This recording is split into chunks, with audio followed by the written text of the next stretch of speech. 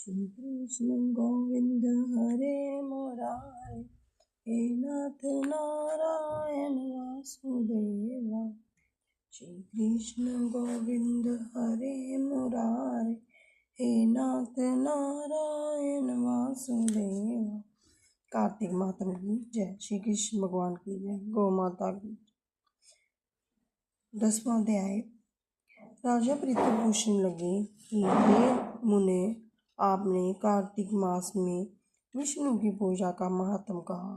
इस मास में किसी और भी देवता का पूजन या व्रत होता है तो वह भी कहिए।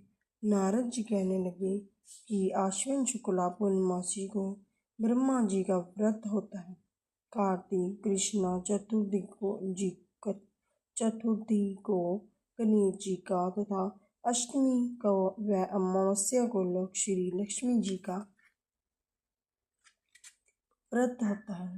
कार्तिक में जो कुंवारी इस व्रत को करती है उसको सुयोग्य पति मिलता है। जो विवाहित स्त्री इस व्रत को करती है उसका सौभाग्य अटल रहता है। प्रातःकाल स्नान आदि से निवृत्त होकर चंदन आदि से गणेश जी का पूजन करें। सायंकाल फिर गणेश जी का पूजन करके चंद्रोदय होने पर चंद्रमा को अर्घ दें और फिर उत्सव मनाकर भोजन करें। स्त्रियों को अपने सौभाग्य के लिए इस व्रत को अवश्य करना चाहिए। नारद जी कहने लगे, हे राजा पृथु, इस व्रत का एक सुंदर इतिहास मैं तुमसे कहता हूँ, सुनो।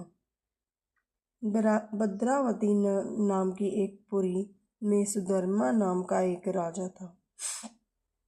उसके रविदत्त, सुशर्मा, जय शर्मा तथा सुशोभन नाम वाले 4 पुत्र और वीरमती नाम वाली कन्या थी।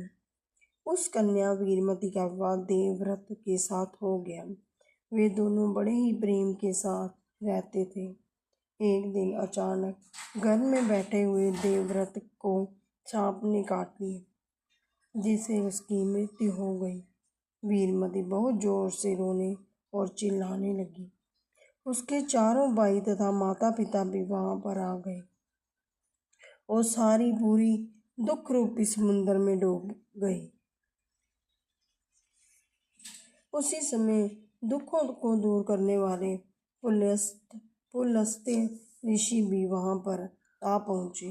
राजा ने हाथ जोड़कर कहा कि महाराज, कौन से कर्म से मेरी ये कन्या विधवा हुई है। तब पुलस्त्य ऋषि जी ने कहा कि राजन, कार्तिक मास में तुम्हारी कन्या ने गणेश चतुर्थी का व्रत नहीं किया था, इस पाप से वह विधवा हुई है। फिर पुलस्त्य जी कहने लगे कि एक समय ब्रह्मा, विष्णु, महेश, इंद्र आदि सब देवता दैत्यों के नाश का उपाय सोचने के लिए एकत्रित हुए। उस समय ब्रह्मा जी ने कहा कि गणेश चतुर्थी का व्रत सब दैत्यों का विनाश करने वाला है। तब समस्त देवताओं ने कार्तिक कृष्ण चतुर्थी का व्रत किया और दैत्यों पर विजय पाई। विजय प्राप्त होने के बाद सब देवताओं ने गणेश जी से कहा कि वर मांगो। तब गणेश जी ने कहा कि जो स्त्री कार्तिक कृष्ण चतुर्थी को व्रत करे उसका पति चिरंजीव हो, जो ना करे वह स्त्री विधवा हो जाए। इस व्रत को अवश्य ही सब स्त्रियों को करना चाहिए। पुलस्त्य जी कहने लगे कि हे राजन, तुम्हारी कन्या ने इस व्रत को नहीं किया था, इसी कारण वह विधवा हुई है। यदि वह अब भी इस व्रत को करे तो उसका मृतक पति जीवित हो जाएंगे। ये कहकर ऋषि तो चले गए और राजा ने अपनी जमाई के मृत शरीर को तेल में डलवा दिया।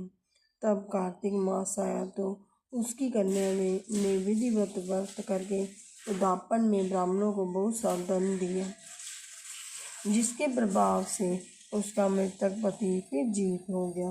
अतः सौभाग्यवती स्त्रियों को अपने सुहाग की रक्षा कर तथा संतान प्राप्ति के लिए ये व्रत अवश्य करना चाहिए। श्री कृष्ण भगवान की जय, गौ माता की जय, गंगा मैया की जय, कार्तिक महात्म की जय। श्री कृष्ण गोविंद हरे मुरारे, हे नाथ नारायण वासुदेव।